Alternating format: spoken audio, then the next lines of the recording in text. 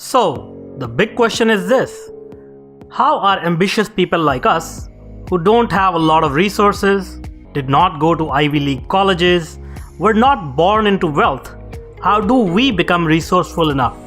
Use our creativity, our dedication, and a little bit of crazy to bootstrap our way to realizing our dreams. Whether it is launching a new company, launching a new app, or making it to the top of the corporate ladder. That is the question, and this podcast will give you the answers. Hi everyone, and welcome to this new episode of Bootstrapping Your Dreams show. Today's interview is building and growing a business without any cash infusion with Danielle Roberts. As always, I'm your host, Manoj Agarwal, and I'm talking with the serial entrepreneur, Danielle Roberts, about the rules of the road on how to build and grow a business without infusing any cash that every entrepreneur needs to understand and follow. Welcome, Danielle. Thanks for having me. I'm so excited to be here. Yeah, we are excited too. So Danielle is a successful entrepreneur and a wise business advisor. She has graciously consented to this interview and share her extensive knowledge and experience to help us stay on track in this area of business building and growth, so that every entrepreneur can understand the rules on how to build a business from scratch and grow it with zero cash infusion. Danielle is particularly an expert in the insurance sector, but her advice can apply to any business or startup. So let's jump right in. So Danielle, my first set of questions will be about your background and experience as an entrepreneur, so that our viewers and audience can understand who you are, where you're coming from, and how you can relate to where they are right now. Sure. And then we'll jump into some specific questions about business building and growth. So to start with, could you tell us a little bit about your background and education and experience? Sure. So I am in Fort Worth, Texas, and my brother and I are co-owners of an insurance agency called Boomer Benefits.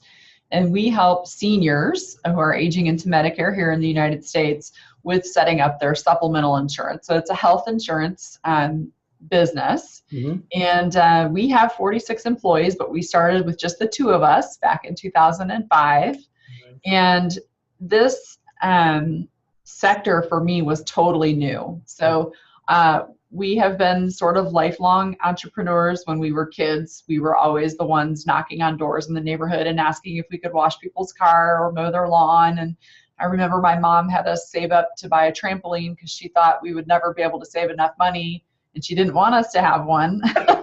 And then she said, well, if you want one, you have to pay for it yourself. And it took us just one summer and we bought the trampoline. And so we were always very entrepreneurial kids. But, I had worked, listening to a couple of your other episodes, I had worked for about 10 years in staffing and initially loved the job. And by the end of that 10-year period, I was totally burnt out and, working 90 hours a week for someone else's business. And I know exactly how that feels. And so I just started looking around for another industry. I wanted to do sales of some kind, but I didn't want to do it in staffing because when you sell people, that's a very unreliable product. And, we used to help people find jobs and sometimes they would no-show or things would happen. And so I didn't want to work in that field. I just looked for something else. And eventually ended up deciding on insurance because it's something that's not perishable. I don't have to keep an inventory. I don't have to stock a bar or a restaurant with things that are going to go bad. And it's something that you can also start part-time if you want to, and you can start it in addition to other jobs. So I negotiated a part-time job with the company I was leaving.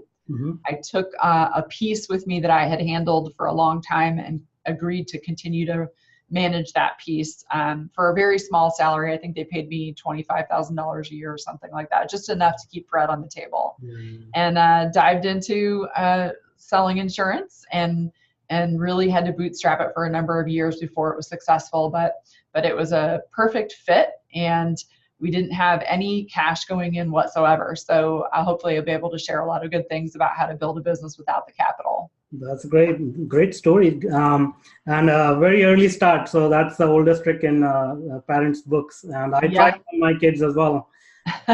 Unfortunately, not the same results yet, but Oh no, you'll get there, I'm sure. yeah. Good for you. All right, so tell us a little bit. So you said you started off with with a part-time job, and it took you some time to be successful. So tell us a little bit about your early part of your journey, and what are the hardships and obstacles you overcame there. Okay.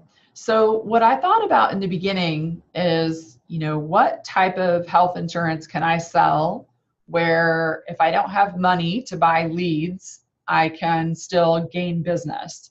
And we initially decided that that would be group health insurance. So in the very beginning, I used to drive out to business parks all over Dallas-Fort Worth, and I would park my car and grab my briefcase and a set of business cards, and I would literally walk in the front door and ask to speak with the HR person or whoever handled their benefits. A lot of times these were small businesses, so you might even be talking to the owner right when you went in.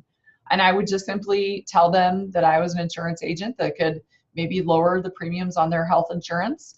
When did their health insurance renew for their company? And okay, here's my card. Can I call you, about 60 days before that happens? And some of them would say, well, we'll call you. And then there were plenty that said, oh, sure, our insurance renews in October. Give us a call this summer. And so I would take their information and then I would call them back around that time frame. And it was a very slow start, as you can imagine, but persistency is the key. If you just keep after it, eventually some of those people that have their group health insurance renewing, they want to work with an agent that's hungry to get them the best deal so that she can earn a sale. And that's exactly what I did. So we just got appointed with a bunch of carriers, and I started working with business owners, helping them set up employee group health insurance for 2 and 5 and 10 person companies. And then this initially led into, sometimes I would have a company where the business owner wasn't providing insurance for the employees, but as a self-employed person, he had to buy insurance for himself. Yeah. And so these people, of course, were great targets for individual health insurance. So in addition to the group health insurance, we started doing the individual, and also say that one reason that insurance makes a great field for people that want to bootstrap is you can sell a life insurance policy to your family and friends. Everybody needs that kind of insurance, and that all comes with the health and life license. So we did a little bit of dabbling in everything just to piecemeal together. And I can remember sitting in my car thinking, man, someday when I have $500 a month in commissions coming in, I'm going to be legit. Like, it's going to be real, I totally remember where I was sitting when I thought that. And it was a real aspiration at that time. And it took us a little while to get there. But with enough time and effort into that, eventually we started having business owners who would ask us about their parents. Hey, just help me with my insurance. My mom is turning 65 and Medicare is really confusing. Can you help her? And after we heard that enough times, we started looking into that, and we learned how to sell Medicare supplements, and we began specializing in that. And then over the last 14 years, we've slowly moved away from all that other kind of insurance. And now we work just with the Medicare product.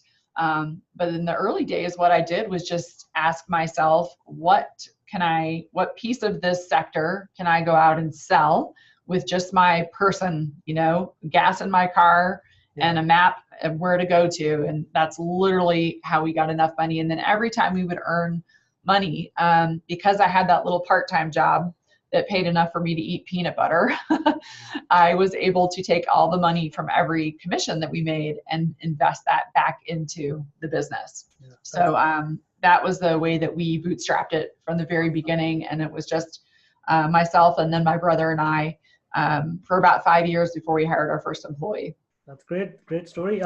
You brought up some really key points, persistence and consistency, and also listening to your customers and changing your business based on your customer requirements. So those are really great pieces of advice right there. All right, so let's dive into the rules of the road. That's the main topic of our interview. So what's the first rule for building a successful business in general? So one of the things that I tell people, being in this business for a while, I often get contacted by insurance agents who are just starting their business, and they see us online and they see that we're in 47 states and they want to know, how did you start?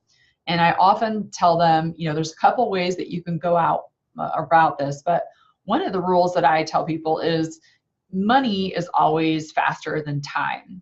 So when you're putting in time and time and time in the beginning, if you can find any other way to pay your basic necessities, and you take that money that you earn and you invest it back into the business, and you pay yourself the bare minimum because you are your cheapest source of labor, then you capitalize on the fact that you have as much time as you could possibly put in, and you'll be glad to put in 60 or 80 hours a week.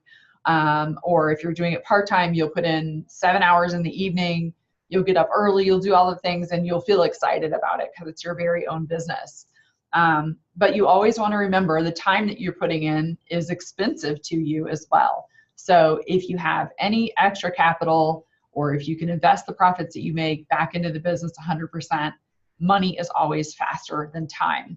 So you'll get there quicker the more that you're able to invest that back into your business. Yeah, for sure. Has this rule worked for every business that you know, or can you give us any exceptions, and what are the consequences of not following this rule earlier on?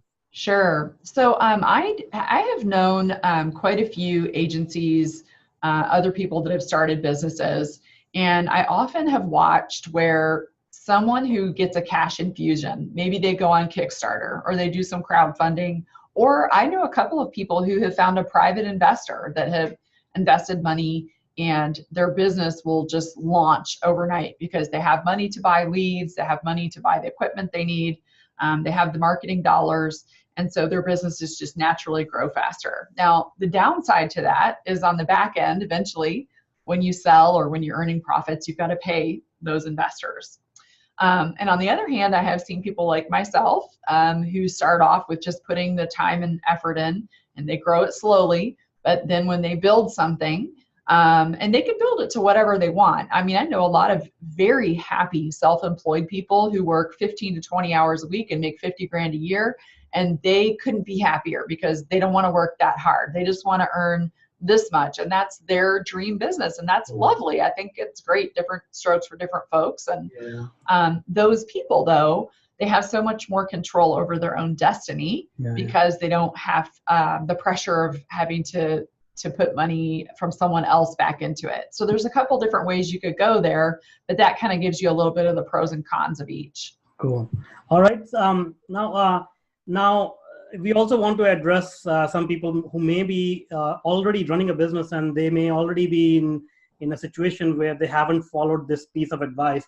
So what kind of what should they do to get back on track? For example, how can they rectify their mistake if they have made that already? Sure. So I always think with business starting, you have an opportunity to recommit. So if you've started with the strategy and it isn't working for you, pick the route you're going to go. You're either going to put in your own time and bootstrapping effort. And if you've been trying that and it doesn't work, maybe it's time to try the other route. See if you can find an investor. You might be able to find a friend and family, somebody that you cut in a little piece of the business, or perhaps you can do a small business loan and it's just enough to get you off the ground. Whichever thing that you have not tried yet, if it's not working for you, go the other route and give it a try. So if you don't have money to invest, even though it is faster than time, then don't feel bad about doing it the way we did it, which is a nice slow growth, because on the tail end of that is now, you own a business that earns nearly 8 figures and you don't owe anyone anything. And so you'll be able to build to whatever level you want to. We've grown to quite a large business, but like I said, there's many people with smaller businesses that are very happy. So take a look at what it is that you're trying so far that isn't working, and then choose the other. Either put in more of your own hard labor to get it going and sort of just get up tomorrow and say, I'm going to recommit to this strategy and now I'm going to try this. And if that's different than what you've been trying, maybe it's going to turn over a new leaf for you. Yeah. All right. And can this apply to other industries other than insurance as well?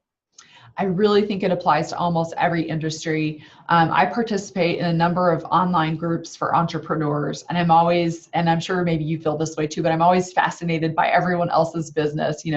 What did they do? What field are they in? How did they start this? So if you're in another industry, the software industry, for instance, you can absolutely do the same thing, right? You can ask yourself, okay, I need to get these things done, and I'm either going to invest a certain amount of money to get there, or I'm going to put in the time and effort. And I really find that to be sort of a universal principle. You can find tons of businesses out there that have stories like mine, where you had people who were entrepreneurs even when they were kids. Yeah. And then there's other people who just had this fabulous idea when they were 37 and said, I'm going to go try and do this, and ended up being really, successful at it. So I think you can apply it to a lot of different fields. Awesome. And I think you touched upon this already, but this is a very important concept for any entrepreneur. So I'll bring it up again. What can an entrepreneur do when money is required or resources are required for early business development? So, you mentioned you went door to door, but what can people do to jumpstart their business earlier on and get some percent? So another thing that I did early on that didn't cost hardly any money was networking. And a lot of times people will say, well, go join your local chamber of commerce. And you can certainly do that. And if you're a very social person, that will work really well for you. But I think the best thing you can do for networking is to find a professional association within your field. Mm-hmm. So for me, the National Association of Health Underwriters has a chapter right here in Fort Worth. And I'm the biggest introvert you'll ever meet. I like to go home at night and read a book. I'm not a social person really. Because I didn't have the cash to invest at that time of my business, I went ahead and I joined the association. And on the very first day, at the end of the luncheon, I went up to the president and I introduced myself and I said, I know that a lot of times there's boards for associations like this and it's hard to find good people to volunteer for them. Do you have any openings that I could take some work off your plate? And he was on it. He said right away, yes, we need a membership person. And I was like, well, I'm a new member. I know all about membership. Let's do it. Awesome. So I volunteered to help. And what that did for me was it immediately introduced me to people who were already successful in the field that I really wanted to be in. Mm-hmm. So if you can find an association that you can plug in with like that, just going to the meetings, you're going to do a little bit of networking. You may meet some people, but by getting on the board, you're going to gain respect of people in the crowd. You're going to get to know the best movers and shakers because those are typically the people that are on the board.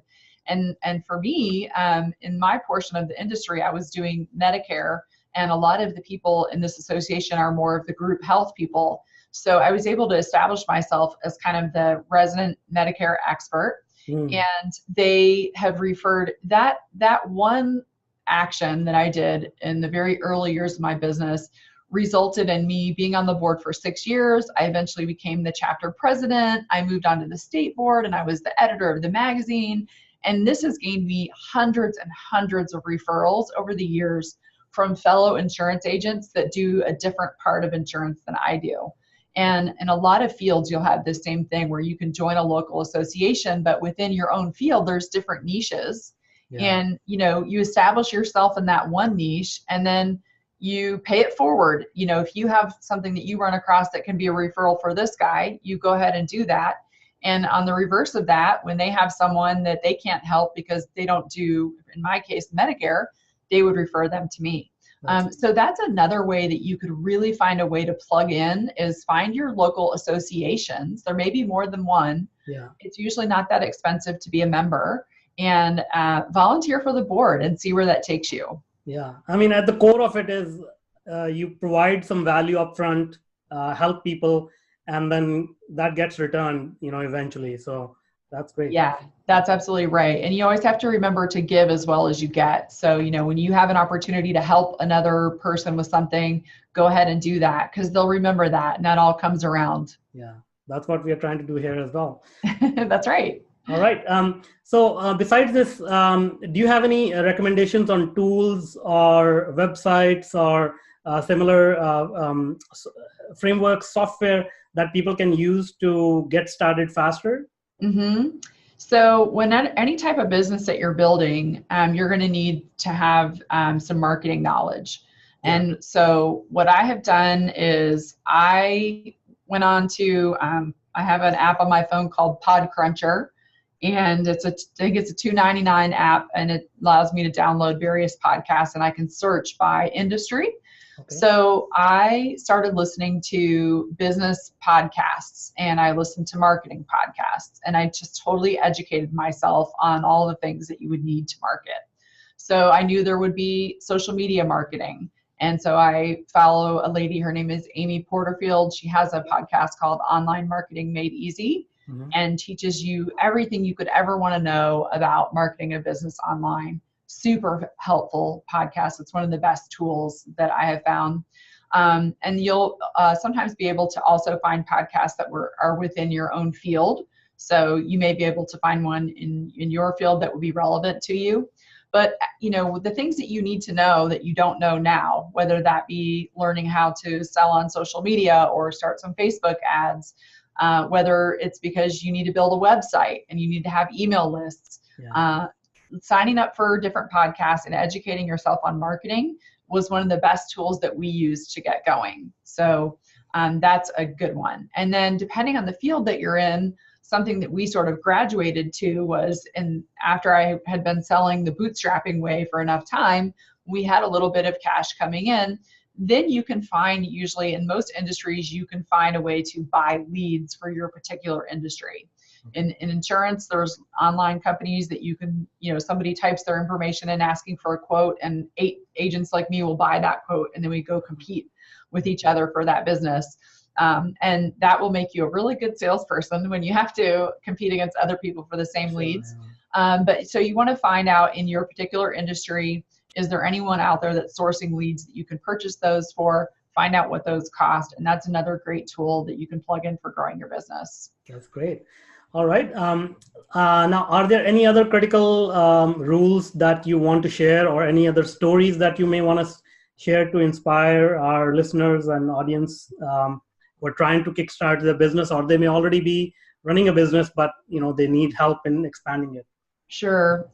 Something I have noticed a lot, and I always share this with the new people coming into the industry, is remember to run your own race.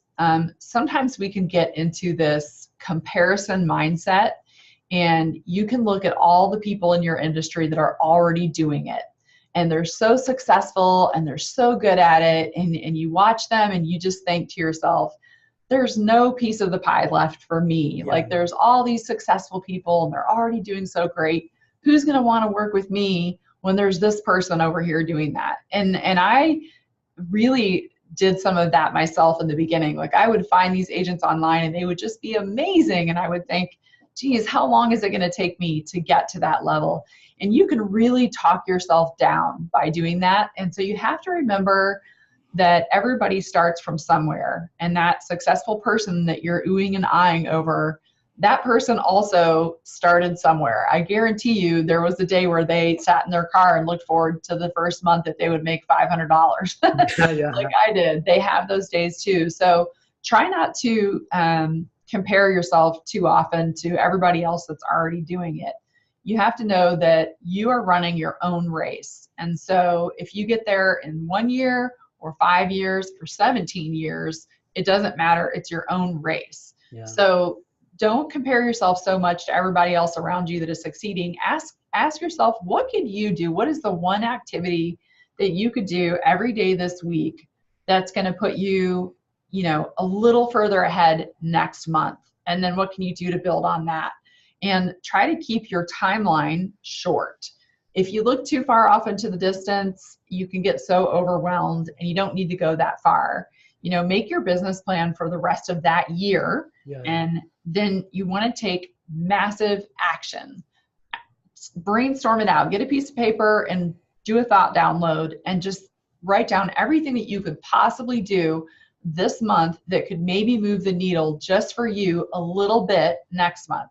And then go perform those activities, and then do it again. And if you're taking massive action like that every day in your business, and you're running your own race, and you're not worrying about Sally Sue over here that's so much farther ahead of you, you will find that you will succeed eventually, because it's, again, that persistence that really matters. That's what matters to get you where you need to go. Very good advice. Just keeping a positive mindset and persistence and consistency, eventually you get there. Yeah, and if and mindset can be a struggle sometimes, for a lot of entrepreneurs, because we do get down on ourselves. You think the success should be there. Yeah. And so if you struggle with that, there are podcasts about mindset. So there's also books that you can read about that will help you to kind of reframe that. And another thing that I always recommend for that as well is find someone in the business and ask them to be your mentor. Mm-hmm. So find a person that's already doing it, that's more successful than you. Ask them if you could take them to lunch and pick their brain. And you can literally just ask them. That's what I did. I asked a friend of mine that I had met in the association, did he know anybody that was an agent a little further ahead of me that maybe been doing it for a few years that could be like my coach? Yeah. And she was more than willing to sit down and tell me all the secrets to the business. And I can remember being down on myself a couple of days, like maybe you would have a policy that falls out, right? You work so hard to put these on the books, and then when someone cancels one, it's devastating in the beginning. And I remember her telling me, this is why we're in this industry, because the policies that you wrote the last 6 months are still paying you every month. And so it doesn't matter that the one drops out. And so that person can sometimes be the little positive voice in your ear when you tend to have one of those days where you're just like, man, this is getting nowhere. Yeah. See if you can find a mentor that can help you keep that positive mindset. Yeah. And that's another great point. But a lot of introverts like you and I mean, I talk to people about mentors, and sometimes they say, okay, I don't have anybody in my network, or I don't know how to approach them. But to your point, there's so much free information available in terms of podcasts and YouTube channels. So that can be used as a mentor. I agree. Don't have access to a live mentor. Of course, having a live mentor, guiding you through the process is great. So those are great pieces of advice. Thank you so much for that. You bet. All right. So now that brings us to the end of the interview. Thank you so much, Danielle, for sharing all your wisdom. I'm sure our audience enjoyed it thoroughly and have a very good idea about how they can launch their own business and grow it without a huge infusion of cash. Thank you so much for that. And with that, I'll say goodbye. Thank you so much. Have a great day. Thank you.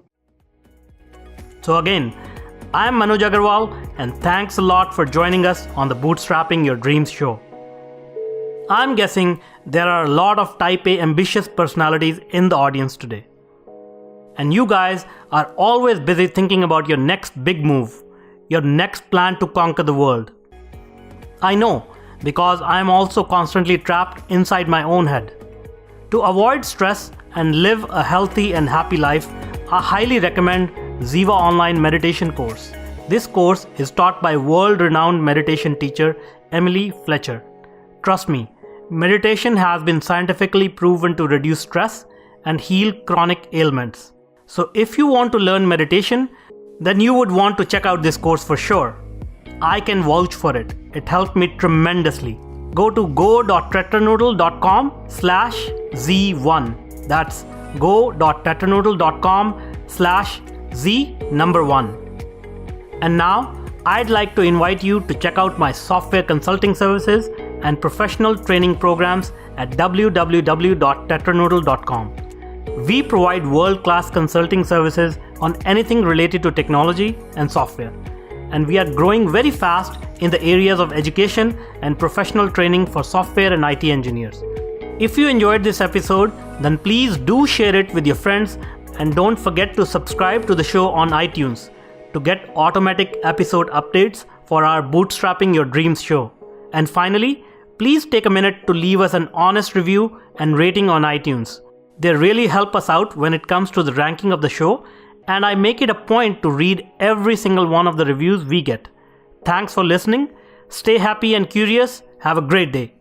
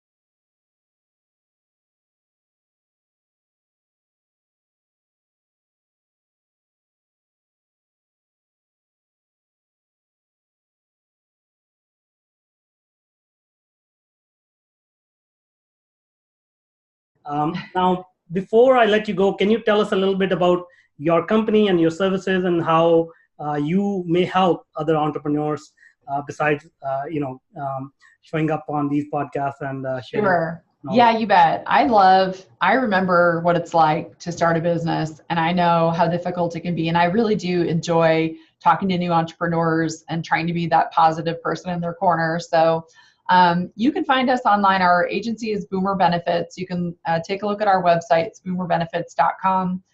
We have a huge online following, and so you might be able to learn something just from looking at the website. But if you'd like to connect with me, I have a personal brand website. It's DanielleKRoberts.com. And I can give you the link, and if you want to throw it in your show notes. Yeah, we will. And you can find me online as well on LinkedIn under my maiden name, Danielle Kunkel. And so if you are somebody that's struggling and you're just starting and you need somebody to give you that little dose of positivity, by all means, any of your listeners can reach out to me, and I'd love to give them any tips that might be helpful to them.